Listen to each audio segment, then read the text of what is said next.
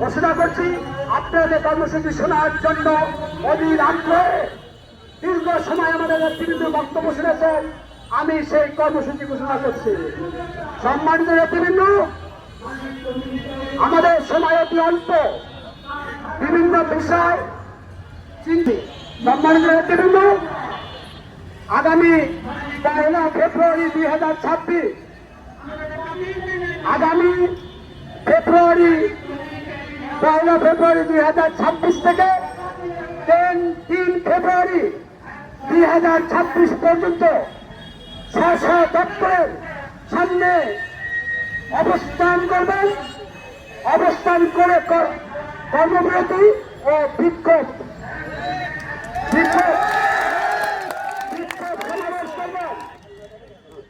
সম্মানিত নেতৃবৃন্দ, আবারও আপনাদের কর্মসূচির বিষয় আমি আপনাদের সবাই অবগতির জন্য এবং কর্মসূচি পালনের জন্য বলছি।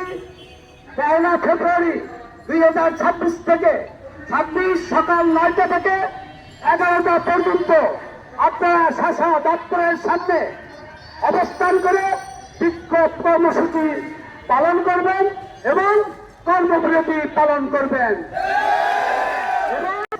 গেজেট প্রকাশের জন্য আপনারা আপনাদের আওয়াজ একইভাবে যদি আমাদের কর্মসূচি চলাকালীন সময়ের মধ্যে পে স্কেল না দেন,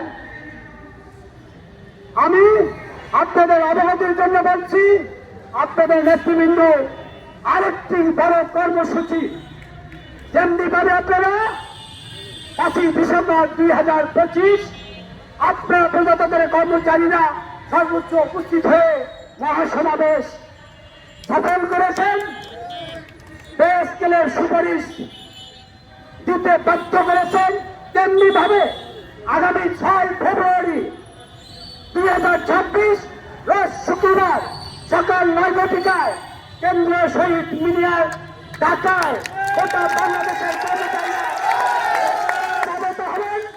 সমাবেত হয়ে সংখ্যা হবে।